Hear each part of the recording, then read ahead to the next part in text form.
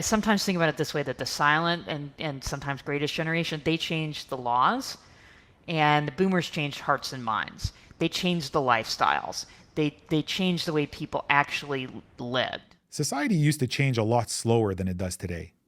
For the longest time, our stories, our art, our values stayed pretty much the same from the time a person was born to the time they died. Everyone had a shared sense of what life was about.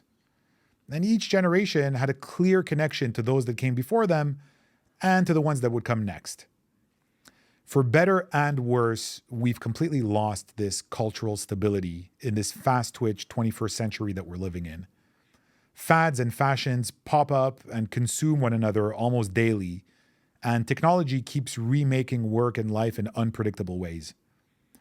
As a result of this, every new generation grows up with a completely different and unique set of cultural references that hits them differently in their life cycle.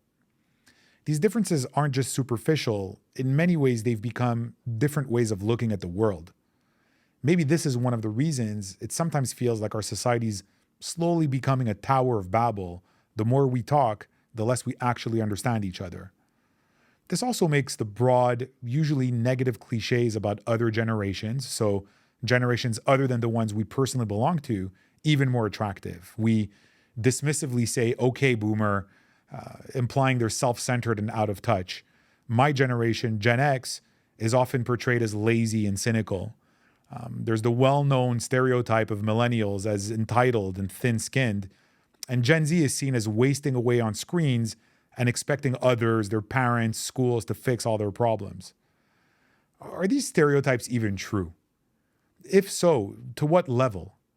And do they mask deeper trends that we're failing to grapple with effectively? My guest in this episode of the podcast, Dr. Jean Twenge, is one of the most highly cited psychology researchers in the world, and she took these questions to a completely different level of analysis in her latest book called Generations: The Real Differences Between Gen Z, Millennials, Gen X, Boomers, and Silents, and what they mean for America's future. She draws from 24 national data sets and includes data from 39 million people using over 200 charts to track how generations measure in matters like life goals, education level, political views, sexual attitudes, income, and social values. It's the ultimate deep dive into not only the data, but also the competing explanations for generational differences. As you'll see in this interview, she debunks a lot of commonly held misconceptions. For example, boomers are genuine idealists and were the driving force behind a lot of the social progress we take for granted today. Millennials are far more hardworking and successful than the earlier views on them suggested, but growing up with so much social comparison has also made them very anxious. Gen X is secretly quite materialistic and still dreams of political relevance, and Gen Z are still figuring it out. They're already showing signs of advanced social engagement. And maybe the most surprising of all of these things are the things that we can learn from the silent generation. We call them silent for a reason. We don't really hear a lot about them or talk about them, but they had way better mental health and stronger families than we do today. Sometimes for factors that were not of their own doing, but we can still learn a lot from them.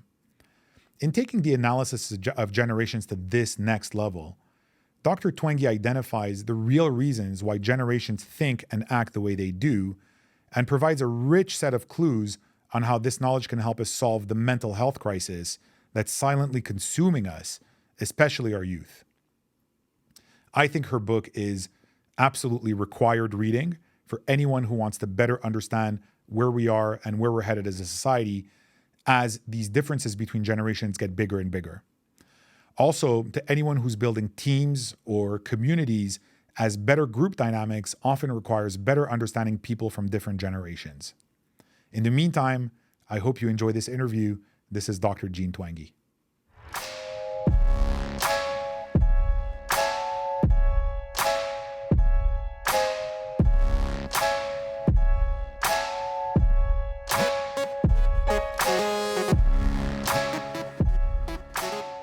Dr. Jean Twenge, welcome. Thank you. For people who may not know, you're a professor of psychology at San Diego State University and the author of dozens of highly cited scientific publications and many thought-provoking, deeply researched psychology books, including Generation Me, Why Today's Young Americans Are More Confident, Assertive, Entitled, and More Miserable Than Ever Before, The Narcissism Epidemic, Living in the Age of Entitlement, and most recently, Generations, The Real Differences Between Gen Z, Millennials, Gen X, Boomers, and Silence, and What They Mean for America's Future. So, Dr. Twenge, thank you so much for joining me. It's a real pleasure and honor to have you here with me. Great to be on. So I've been reading your work for years, and I find that it really helps shed light on the strange psychological issues that we're facing in the West today. And I say strange because over the last 50 years or so, our societies seem to be getting better at many of the things we value. We're wealthier, we're more permissive and diverse, we have more access to information, we have better technology, including in things that really matter, like medical technology. We worry a lot about giving people high self-esteem and a positive self-image. And yet, all this progress hasn't necessarily translated into better mental health. When you look at, the anxiety and depression rates, when you look at substance abuse and suicide attempts, even just generally the cultural climate with the culture wars and polarization and the news, and it's often just awful. And it's almost like something dark and unhealthy seems to have been welling up right underneath our noses as we've made all this progress on one hand. And it's hard to pin down exactly what the problem is or what the problems are, let alone how to fix them. Based on your work and research, which seems to really address this kind of paradox in the West, do you think it's true, first of all, that we're actually going through some sort of a mental health crisis? Could it just be a matter of maybe we track these things better these days, we measure them, we diagnose them more today? And if so, if we are going through a kind of a mental health crisis, from your perspective, what is it that's really driving it? So yes, we are experiencing a mental health crisis right now, particularly among young people, so particularly among adolescents and young adults. And we know for sure it's not due to better diagnosis or people being more willing to seek help or it being more noticeable, because we've got data that goes back in time that's used exactly the same methods. And they're screening studies. They're not looking at people who seek help. They're not relying on, diagnosis from a doctor or anything like that. We also have data from objectively measured behaviors, and they all show the same thing.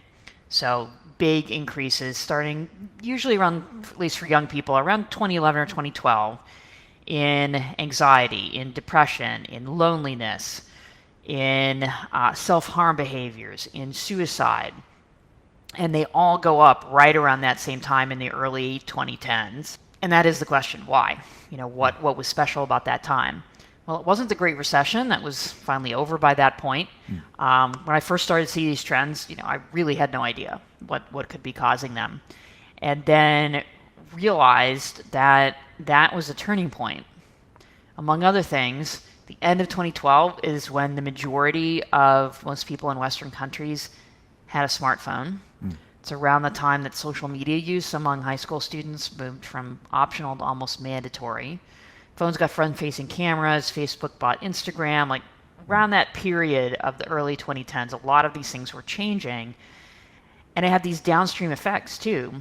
So it wasn't just that teens and young adults are spending more time online. They were also starting to spend a lot less time with each other, socializing face-to-face, and a lot less time sleeping.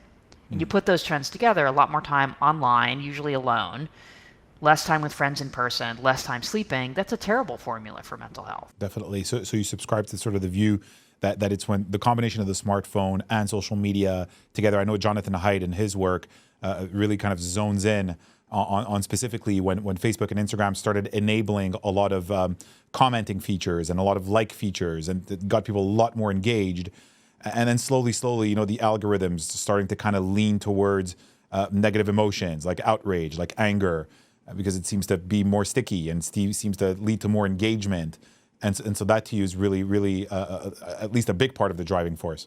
Yeah, I think all those things, play a role, and it's one of the reasons that I and John and others are confident that these changes in technology have something to do with the mental health crisis, is because there's so many different mechanisms. There's not just one. So it's not just the algorithms on social media, it's also the body image content leading to more appearance concern and social comparison. It's the cyberbullying, it's the algorithms, and the spending so much time on social media, and thus having less time for sleeping and less time for face-to-face interaction. Like there's then it increases disengagement when you are with people in person because you never know when someone's going to pull out their phone. There's all of these different mechanisms. Very complex and very impactful on people's lives and day. So there's the technology piece, and there's another major theme in your work around the whole effects, let's call it, of the self-esteem movement and positivity and Generation Me and the Narcissism, which is the first two books where I got very acquainted with your work. You break down how a focus on self-esteem, which sounds good, sounds positive, you're amazing just the way you are, everyone gets a medal, like that kind of thing, can easily become a slippery slope towards narcissism. So thinking that you're better than you actually are, or just generally being self-absorbed and self-centered. And that's kind of like a prelude to kind of going into generations where really all of this comes together in this generational analysis that's really brilliant and super, super fascinating. But just relating to that one point of the self-esteem movement and the positive, how did we go from self-esteem, which sounds good in theory, making people feel good about themselves, into more maybe distorted forms of individualism, which seem to also be affecting our mental health today? Yeah, and I think it started with good intentions. Perhaps with boomers who wanted to try to figure out kind of the internal life. So that was a lot of what they were exploring in the 60s and 70s. Then they had kids in the 80s, the Millennials, and they started trying to figure out self-esteem. And started to be this kind of speculation that was the key to everything. That was the key to success. And we better start making sure that kids have a high self-esteem. But it backfired because, of course, you can't teach somebody to have true, deep-seated self-confidence and self-worth. That has to come from doing things and performance and relationships, from real things. And so they went about it in this way of just basically pumping up self-esteem for no particular reason, and then expecting that to lead to good outcomes. And it didn't work. Its primary result was that you ended up with self-confidence without a basis. And then it becomes overconfidence. And then once you get to overconfidence, then sometimes it can cross over into narcissism. It's funny. There's this the concept of like intrinsic dignity or inherent dignity of the human being, right? Which is a really good thing. Which is, I mean, every human being has intrinsic value and inherent worth. And it's funny. It's almost like we have that idea. It's a great idea, but we can't stop there. We kind of have to keep growing it and growing it. And now it becomes, well, you're actually amazing and you're actually really good at it. So now it gets into competence, and competence, of course, is earned. And so if you have a growing self-worth without the merit and the competence, then you start having a delta between your theory of yourself and your actual self. And that's kind of what your work implies happened in the last couple decades or so. Yeah, I think that's a good explanation for it. Yeah, there's that gap between the view of the self and then reality, and that can be a problem. So I find many of the questions you raise force us to take this broader, kind of more cultural look at the different values, lifestyles, and goals that people have in different generations. And so in your latest book, Generations, you analyze the results of generational analyses spanning 24 data sets and 39 million people. So an extremely rich data set. And what I wanted to do with you, with your permission, is maybe take a quick view of each generation based on your book and maybe have you comment on each one.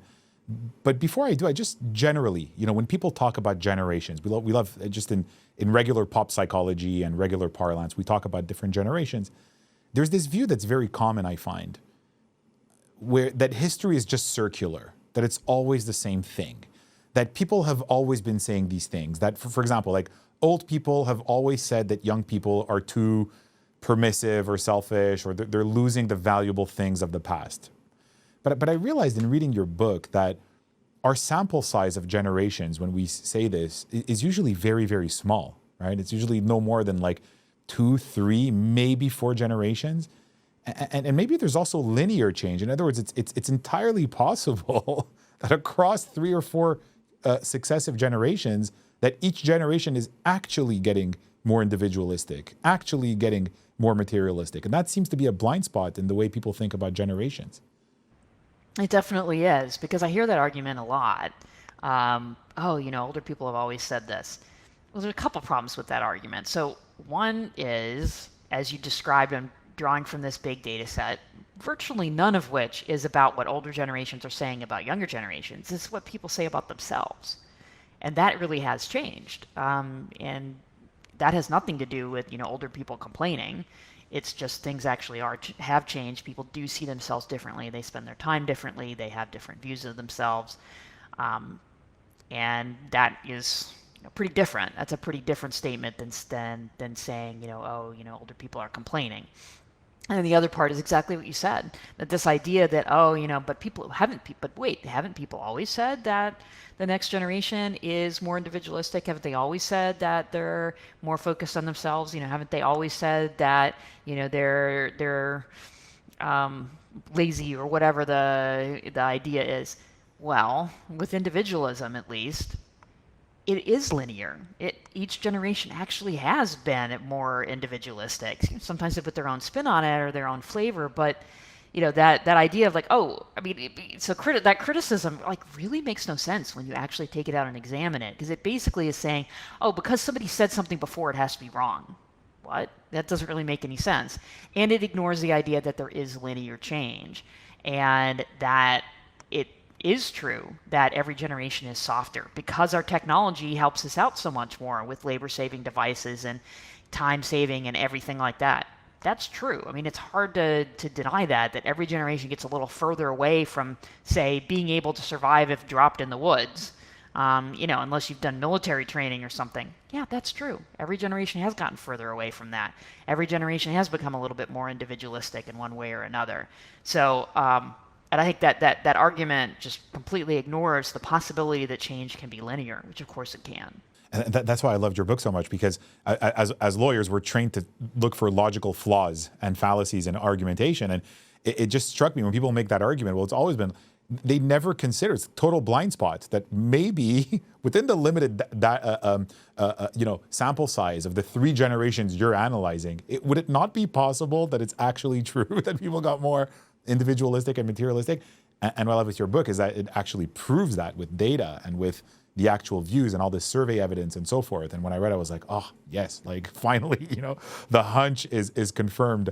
So in generations, you describe technology as the mother turtle. So the main thing driving the change between generations, and the mother turtle has 2 daughters. And the daughters are individualism and then the slow life strategy. So the slower, having slower and slower lives, accessing adulthood later and later, and so forth. So, and this is also another hunch I've had when I read your book. I was like, okay, like this actually puts like numbers and analysis behind this hunch, is that there seems to be almost like a Tower of Babel phenomenon between generations. As technology changes our society faster and faster, it's almost like the common ground between generations is getting slimmer and slimmer. And so we speak radically different languages, and we understand each other less and less. The values are changing really, really quick. Is that something that you find as well, that the gap between generations culturally seems to be getting wider and wider as technology gets faster? I think that's true. I think that's why, when we get to talking about the generational birth year spans, that they've gotten shorter. I don't think that's a coincidence. It's because the technological change, has sped up. I think the generation gaps now are just as big as they were between, say, the boomers and their parents, where there it was based more on individualism and values and freedom and social rules. And now a lot of it is because the generations don't even communicate using the same mediums anymore. You know, I mean, how many baby boomers are on TikTok? Very few, and yet almost all Gen Z is. And there's been a couple of fun articles in the last couple of weeks about Gen Z slang. And you know what? Every generation of young people has their slang that tries to exclude the older generation. But it's next leveled with Gen Z. You know, they're talking about a lot of things that they usually pick up online, and if they didn't pick it up online, then they picked it up from a friend or a peer who was online. That older generations, even millennials, right? You know, just a little older than them, have no idea what they're talking about. And some of that is just slang phrases, but it's also one example I've noticed, particularly as a Gen Xer with Gen Z kids. Gen Zers talk about gender using terms that, as of 5 years ago, a lot of people had never heard of, and a lot of Gen X parents with their Gen Z kids are like, I have no idea what you even said, because they not only have the labels and they have the shorthand for the labels, and there's a big generation gap in communication right now. Like, what kind of labels are you talking? Is that like emojis or like symbols or like actual slang and words that are maybe coined or invented? Just one example around gender is that there's a conceptual one, and then there's the kind of the slang part, and it's in both levels. That the concept of someone being non-binary. 10 years ago, hardly anybody had heard of that. And for Gen Z, it's just, that's Tuesday. It's something they take for granted, that a lot of older generations are like, wait, what are you even talking about? Plus, a lot of Gen Z, they don't even say non-binary. They say it's abbreviation, NB, and they pronounce it NB. And so they'll be like, oh, my friend who's NB, and like a Gen Xer will be like, what? I don't even know what that means. Well, thank you, Gen Xer to Gen Xer. Thank you for teaching me that today, because I had no idea if I'd heard that. It's almost like this entry into this parallel universe of social media and screens almost like creates this possibility of the gap between generations. I just came back from the Mediterranean, and one of the things I like there is that people come together in person in shared spaces. So you've got either the beach or the town square, and you just naturally see people from different generations encountering each other in a physical space. And by necessity, that sort of creates the conditions for a common vocabulary, common concerns, common references. But it's like the more we virtualize, the more there's this possibility of creating these kind of silos between generations. Yeah, it ends up very atomized. I mean, the online world is very atomized, and it does that for political views. And other types of viewpoints. You can find, no matter how crazy your idea is, you can probably find somebody that agrees with you online. That'd be a lot harder to do, in the physical world. And it's the same with generations, that we end up talking to same age peers or similar age peers much more in the online space. And, of course that happens in the physical world as well. But as you point out, there are those spaces where the generations can interact in the physical world, and there aren't as many of those online.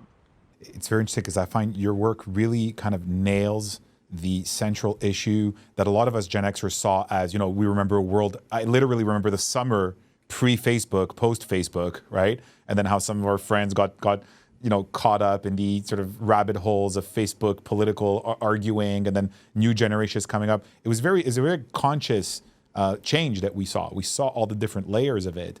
And it's this paradox of, it's a technology that was created to connect people, but then we all felt that culturally and psychologically, the effects were that it was pulling people apart. It was creating these different filter bubbles. It was creating these different communities. It was leading to people spending more time in front of screens as opposed to human interactions. And I find in your work that really becomes very clear that this kind of, the whole purpose of social media is to connect people. Zuckerberg, Facebook, I forget what the tagline literally is, like, connecting the world. But it was like psychologically and culturally seems to be doing the exact opposite. In many ways, yeah. I mean, it's really a central irony that that's what social media was intended to do. And it can do that. It's just that what do you give up? And that's the problem. That too often, then that time goes into being on Facebook or Instagram or TikTok, and then you're not spending the time in person. And that's what I found in analysis after analysis for teens and young adults, that they spend less time just hanging out with each other. They spend less time going to parties. They spend less time going to the mall. Anything that is being with friends in person has declined by a lot in the past couple of decades. Okay, so let's dive into generations. Let's start with the invisible generation to us, the silent generation, right? So people born roughly from the late 20s to the mid 40s, the parents of the baby boomers, right? They're hard for us to... And the parents of a lot of Gen Xers too. And the parents, true, a lot of parents of Gen Xers as well. So typically they married young, they had lots of children, they built the stable suburban lives that we associate with the 50s and 60s. We see them as old-fashioned and boring almost compared to the boomers and the whole cultural revolution of the 60s and so forth. But silents were also the most mentally healthy generation that you've surveyed. There was a real dip in suicide rates, and they experienced way less mental distress than even their parents, even the greatest generation before them. A war generation, obviously, we can understand. But even of the boomers who were much wealthier and more individualistic and so forth after them. Out of all the generations you cover in the book, silents are the ones that seem the most different, let's say, from the rest of us. It's like if we can draw a contrast, right? There's the silents, and then there's the boomers, Gen X, Millennials, Gen Z. We kind of all seem to be part of a trend together.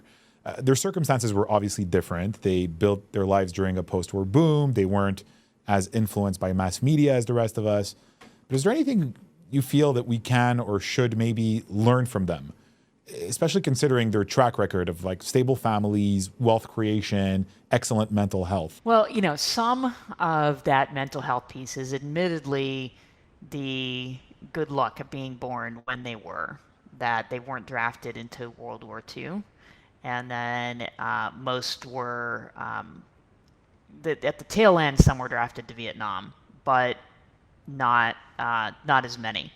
So some of them served in the Korean War, but they kind of missed out on some of the more tumultuous times when they were young. However, I think there is a lesson to be learned in terms of the importance that they placed on relationships. And that, yep, they did get divorced at a pretty high rate, but still, they got married, they had kids, they built those relationships, and they also had childhoods where they had some responsibilities. They learned independence. They were definitely non-digital childhoods, often, not even TV.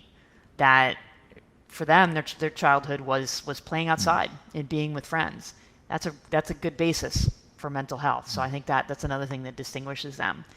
I think we do have to acknowledge, though, that even though silents have this reputation, in the name for being silent, not making any trouble, it's really a misnomer, because a lot of the changes of, especially the late 60s, early 70s, that was the silence. That was not the boomers. I was very surprised. I was surprised to learn that. Yeah, I know. And that surprised a lot of people, because they associate those times with being led by boomers, and they were not. The leaders were mostly silent generation. I mean, two examples to illustrate that.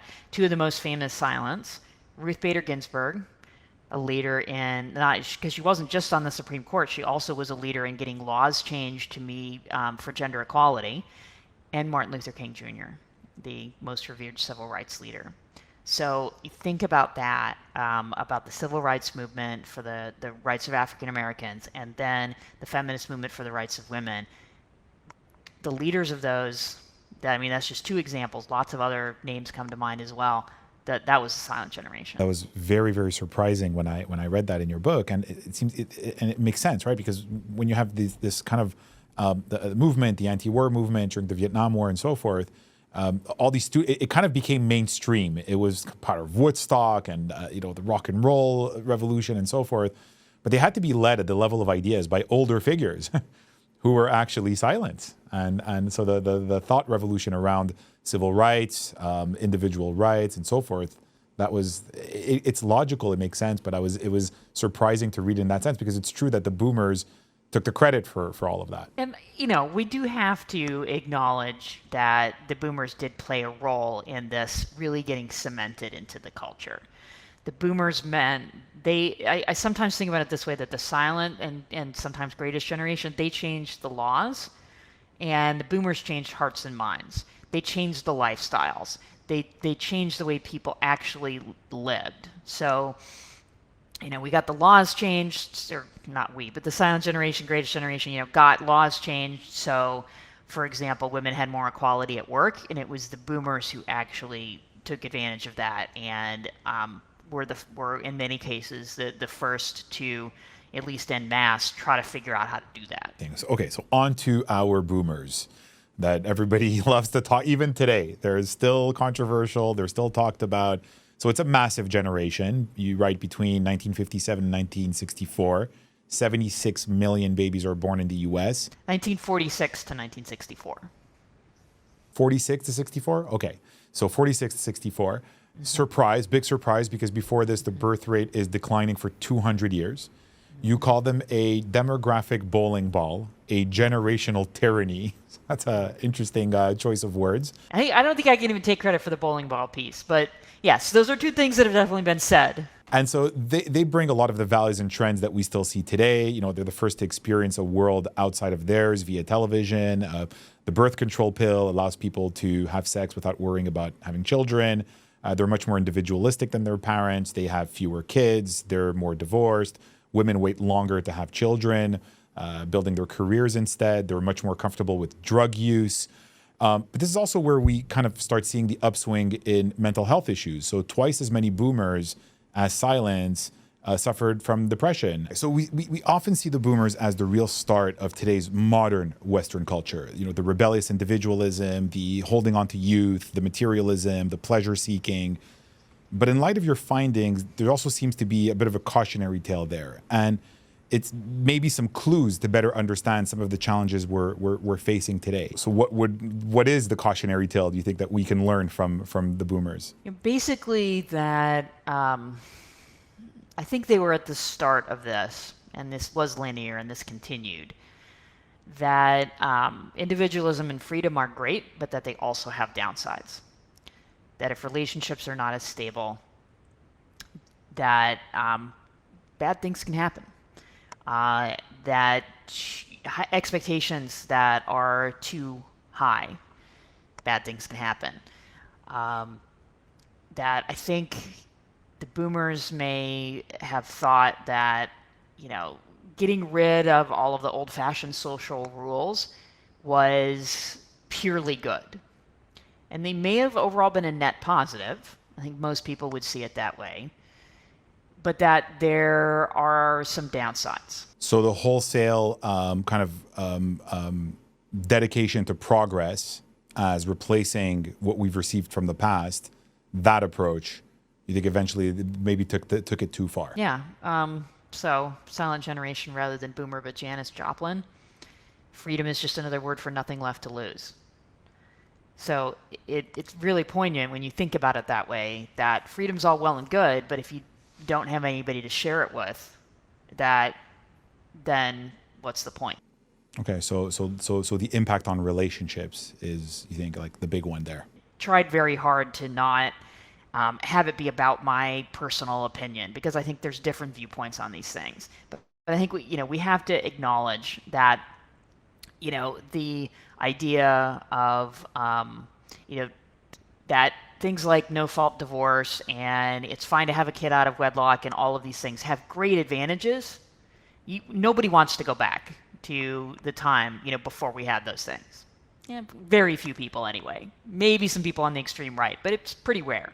Most people agree that those are net positives, but we have to acknowledge there's downsides to it as well.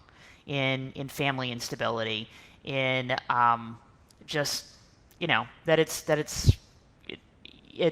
just there's more instability when you have more freedom. Gen X is next. We are both Gen X, so this one is personal to both of us.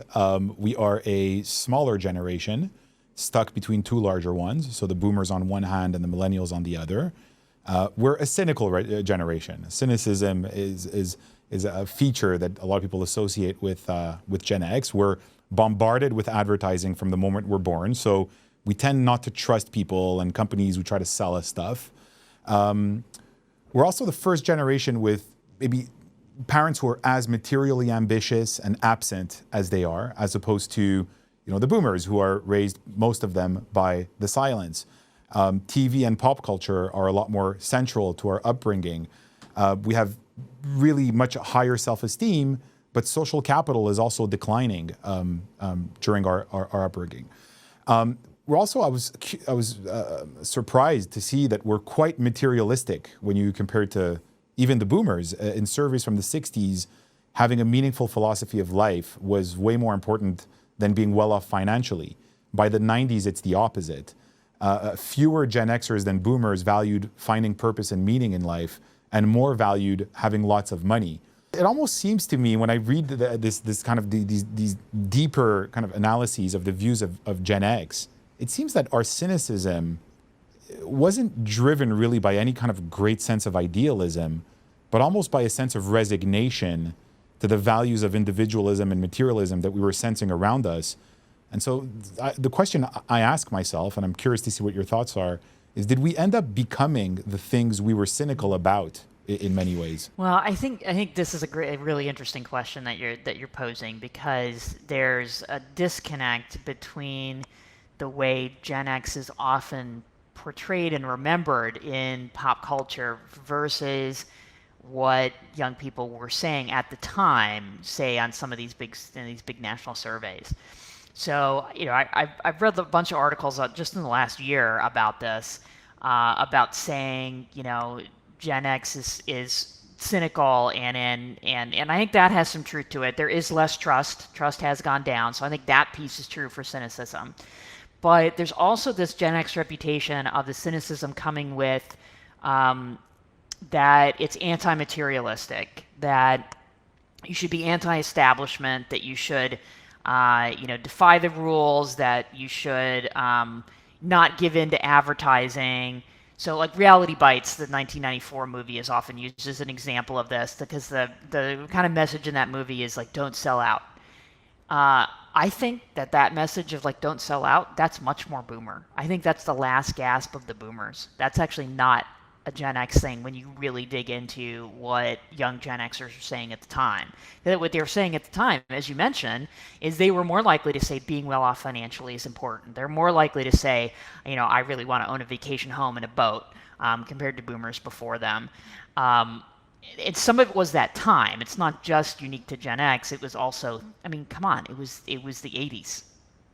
That was a pretty materialistic time, and Gen X was reflecting that. And that kind of bled into the early 90s as well. Then it's true, like by the time you got to 94, things kind of turned a little bit darker and more cynical.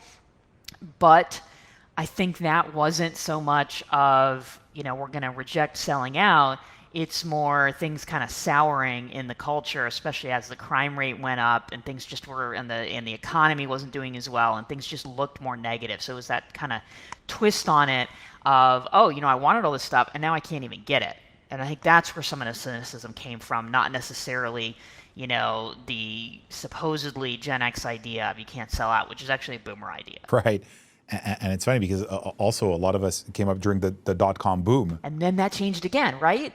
Yeah, because that's the funny thing. If you look back at that stuff from like 1993, 1994, and it's also negative and everything is terrible and Gen X is never going to do well economically, just 3 years later, guess what happened?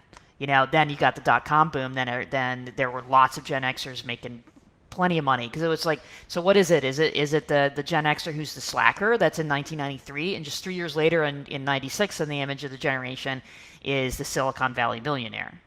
Pick one. Those are two pretty different things. Right. And even the slacker, even like the whole grunge movement, the whole Seattle grunge movement, even the slackers are actually pretty hardworking rock stars making millions and millions of dollars, right? And they dress up kind of like lower middle class, but they're actually multimillionaires flying in private jets. And, some of them were not comfortable with that, Kurt Cobain being a great example.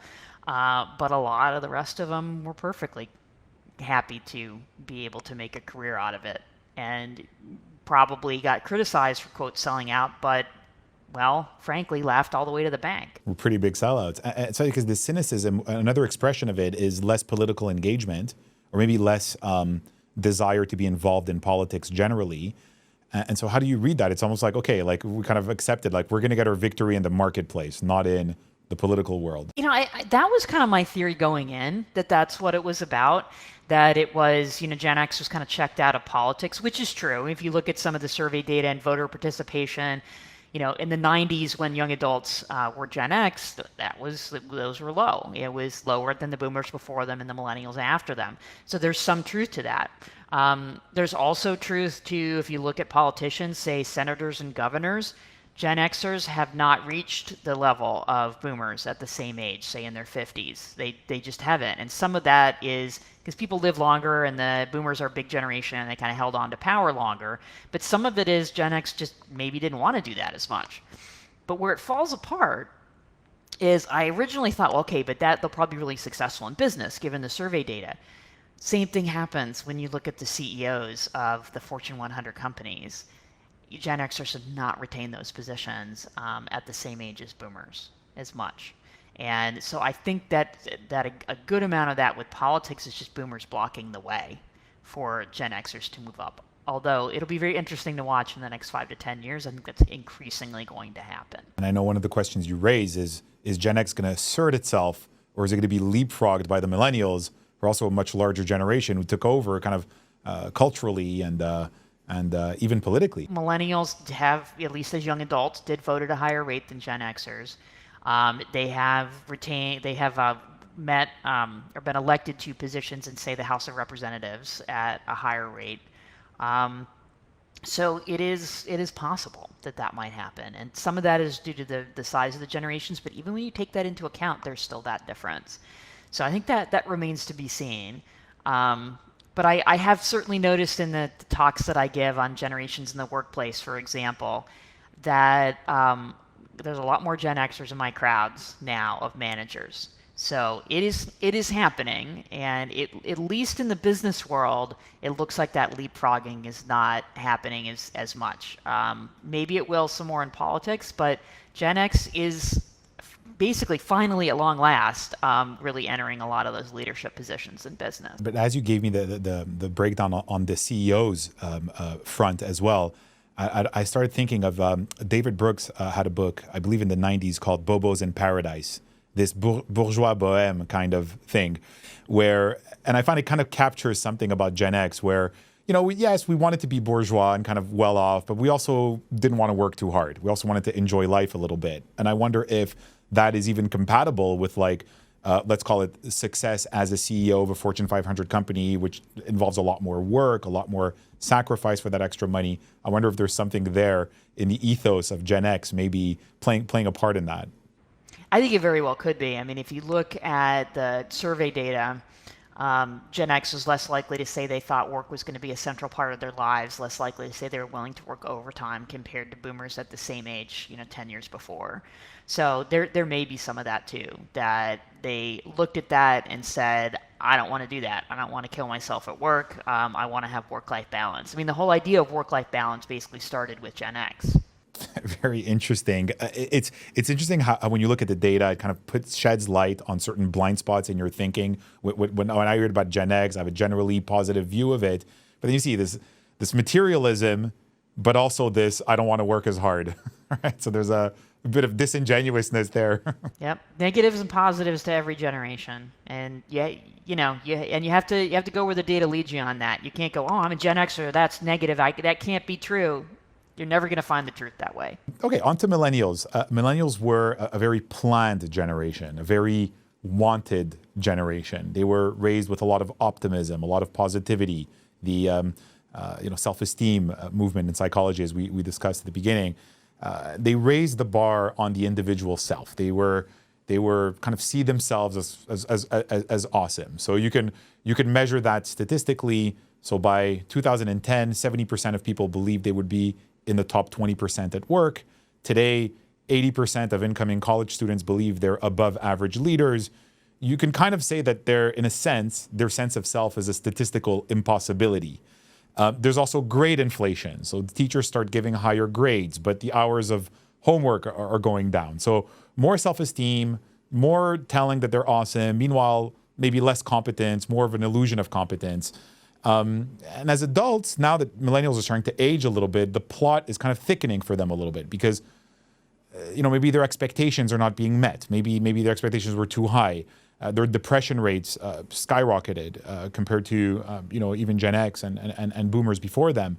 22% of millennials say they have no friends compared to only 9% of boomers. They're very tech savvy, but technology also makes them judge each other a lot, and all the social comparison.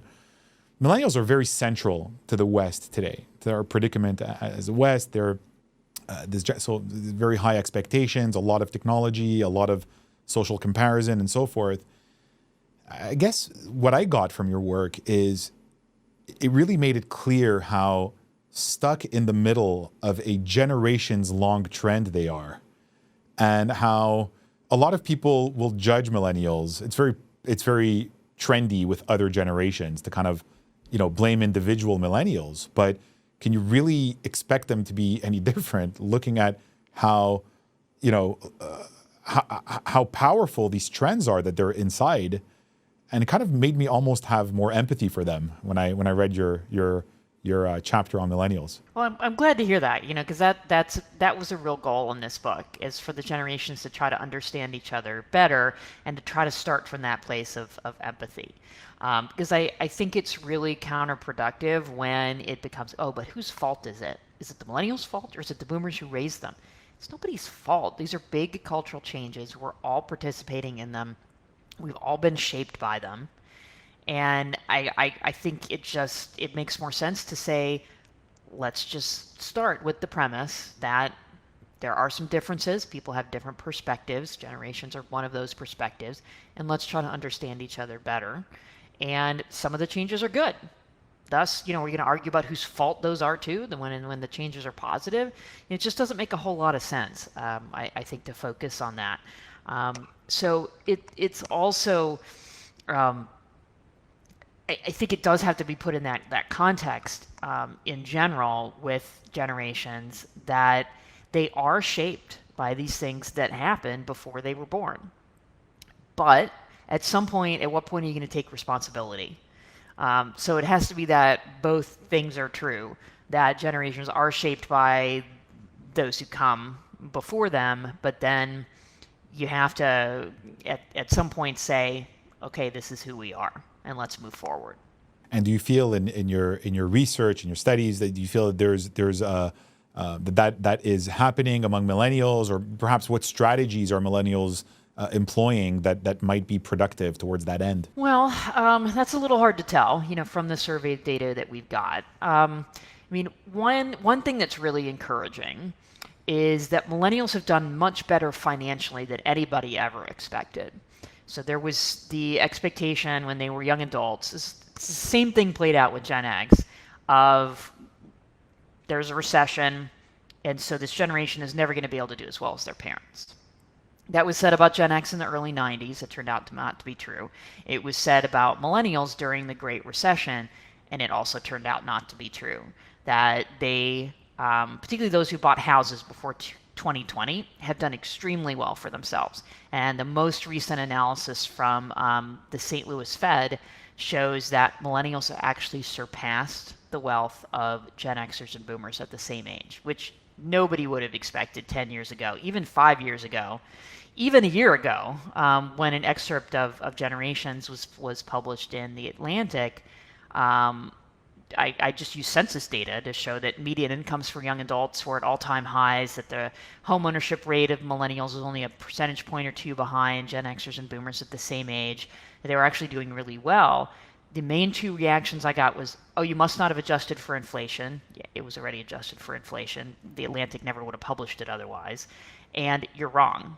Well, now the St. Louis Fed has shown, actually, that millennials, it's not just that they have higher salaries, their wealth building has actually surpassed previous generations. It's funny because that was a narrative for a very long time. Very long time. Millennials are growing up poor, and that it was much easier for boomers, and it was much easier for Gen X, and we're left on the outside looking in.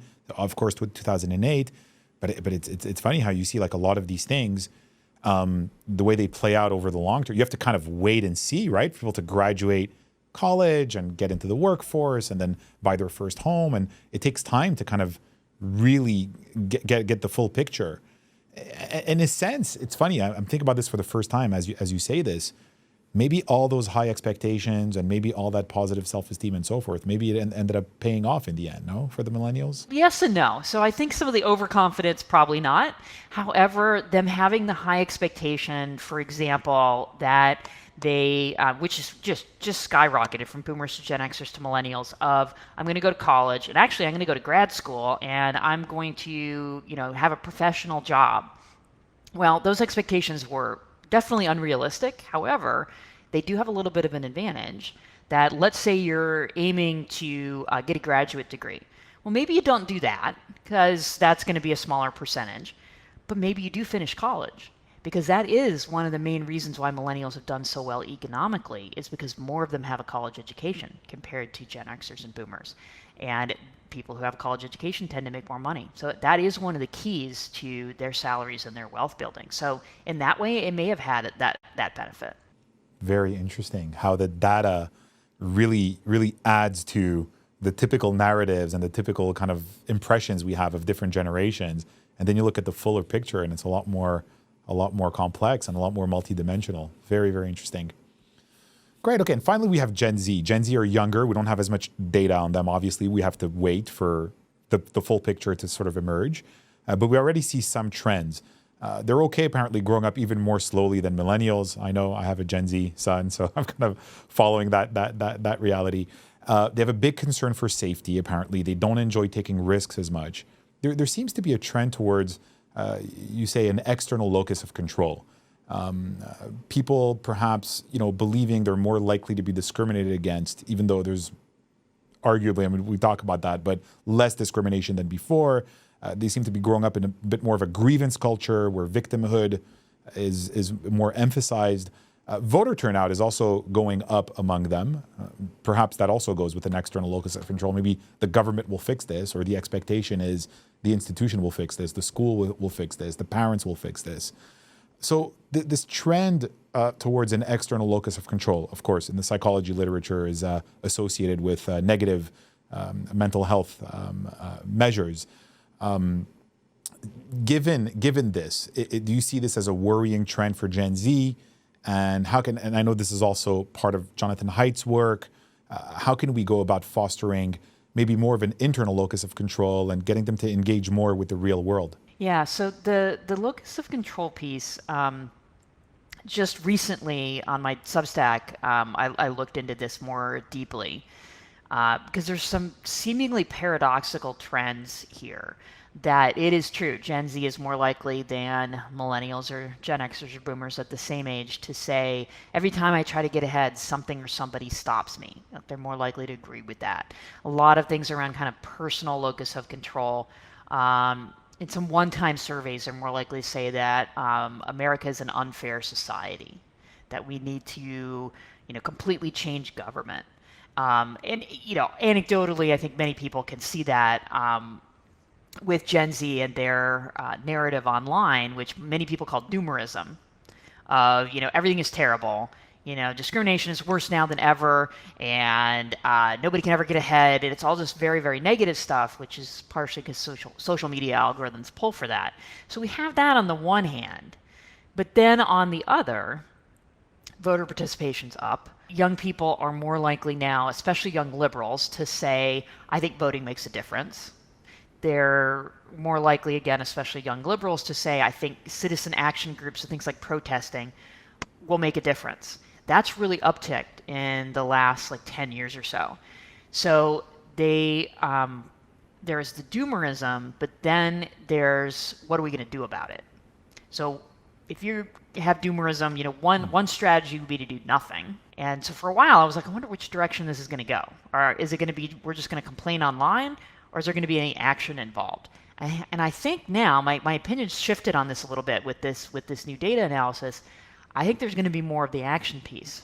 I think there's going to be more, that voter turnout, at least if they say what they do what they say they're going to do, more voter turnout, a continuation of protests, which I think we've already seen that on college campuses last year, for example.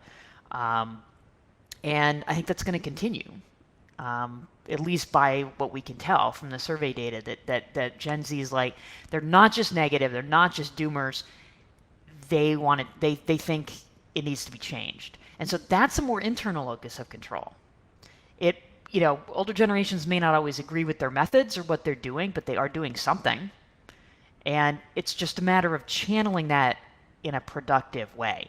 Very interesting. So even the external locus of control could just be like one of their chapters as they sort of evolve psychologically. Maybe they start with, they don't have a lot of power, they don't have jobs, they don't have, right? So they're kind of seeing everything as which is kind of is, right? Determined by external forces. But maybe at least the voter turnout is indicating maybe they want to take responsibility and they want to sort of do something about it. So you have this continuation.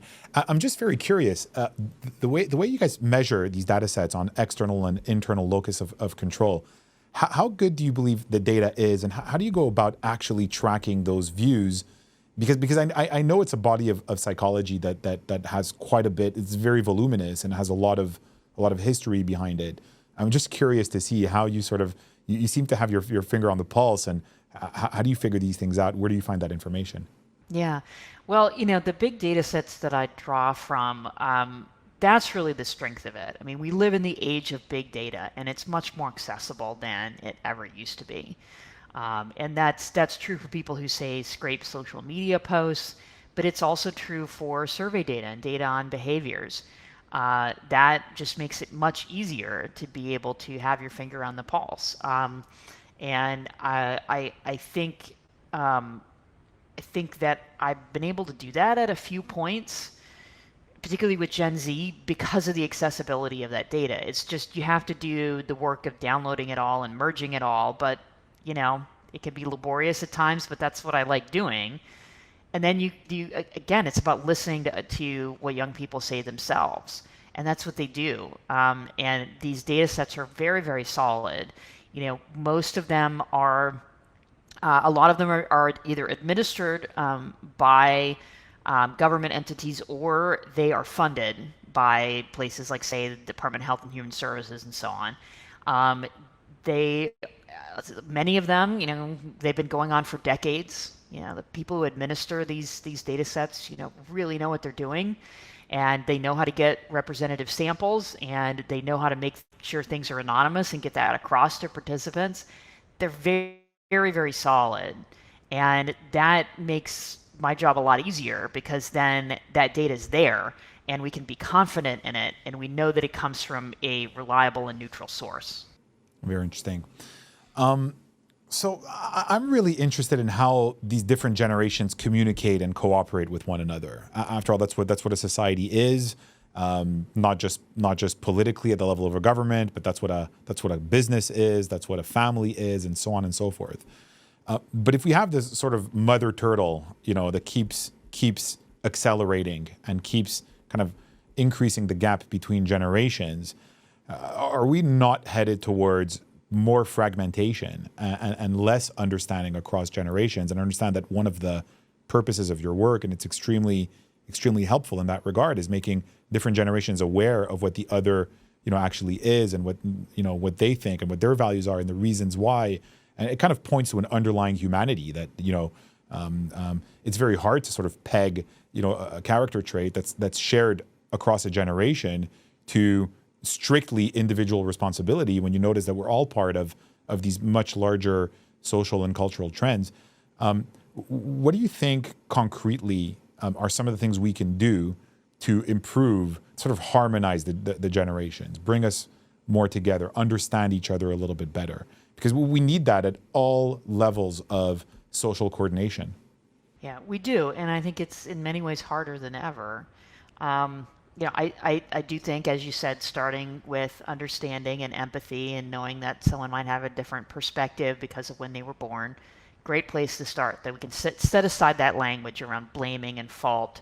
I think that's a fantastic place to start. And listen to each other, whether that's on surveys or in person, and try to tune out a lot of that social media noise where you're getting, it feels like, when you're on social media, that you're getting a cross-section of what people think, and you're not. You're getting often the angriest and the most negative, and then it's also, the people who have particular grievances who are going to spend the most time, and, you're not really getting a cross-section on what people think, and it's tempting to believe that, but you're not. So trying to have those conversations in person as much as possible is certainly one way to go. Amazing. Really, really, really, really helpful and very interesting. Dr. Twenge, I'd like to thank you for your work, not just for the interview, but more generally. Your work is really, really fantastic, very educational, very, very packed with insights. This approach that you have using really data-driven analyses of these issues brings all of these different insights much more into focus than when we have kind of more general conversations that are not as educated by the data. So really thank you very much for your work. I'm curious, are you working on another major project? Is there another major book? I know Generations came out pretty recently, but do you have anything else on the horizon that might be of interest to us? Well, we talked a little bit about the adolescent mental health crisis and how it looks like it's due, to smartphones and social media. And what that's meant is that parents, like you and me, are in the position of trying to help our kids have a better balance and spend some real world time and not just be on the phone or the gaming console all the time. So that's probably going to be my next book, is a book for parents on trying to set some rules and limits around technology so our kids can be happier and healthier. So working title at the moment is Future Proof Parenting. Very nice. And I realize I follow your Substack. Lately, you've been writing a few articles around that topic. Where can people find you? Where should they follow you if they want to be up to date with your work? I usually put my updated analyses on my Substack, which is the Generation Tech Substack. And then there's a lot more information about all of my books and speaking engagements and things like that on my website, which is genetwenge.com. Excellent. Dr. Twenge, thank you so much. It was a real honor and pleasure. Great to talk to you as well.